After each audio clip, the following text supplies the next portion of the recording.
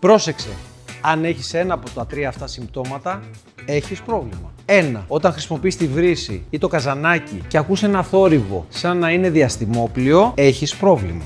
2. Όταν το έπιπλο και ο νηπτήρας σου δημιουργούν θέματα και το έπιπλο και το ξύλο είναι φουσκωμένο, έχεις πρόβλημα. 3. Όταν κάνεις μπάνιο και τα νερά φτάνουν στο σαλόνι, τότε και αν έχεις πρόβλημα. Πω, αυτό το έχω κι εγώ, τι να κάνω. Θα πάρεις τηλέφωνο στην Pacify και εκεί θα σε συμβουλεύσουμε ποια είναι τα θέματά σου και πώς μπορείς να τα λύσεις άμεσα. Χάλασε η βρύση σου? Κανένα πρόβλημα. Έρχεσαι εδώ και από 150 ευρώ λύνεις το πρόβλημά σου για πάνω από 15 με 20 χρόνια. 2. Φούσκωσε το έπιπλο? Κανένα πρόβλημα. Εδώ με 650 ευρώ αλλάζεις το επιπλάκι σου και σώζεις και το γάμο σου και γλιτώνεις τη μουρμούρα της πεθεράς που θα έρθει. 3. Το μπάνιο σου μοιάζει με πισίνα και ακούς και συνέχεια γκρινιά. Με κάτω από 3 εκατοστάρικα έχεις τη λύση. Βάζεις μια ωραία καμπίνα και γλιτώνεις να τρέχουν τα νερά στο σαλόνι. Στείλε μας τώρα μήνυμα ή πάρε μας τηλέφωνο και σου υπόσχομαι ότι θα αλλάξει η ζωή σου.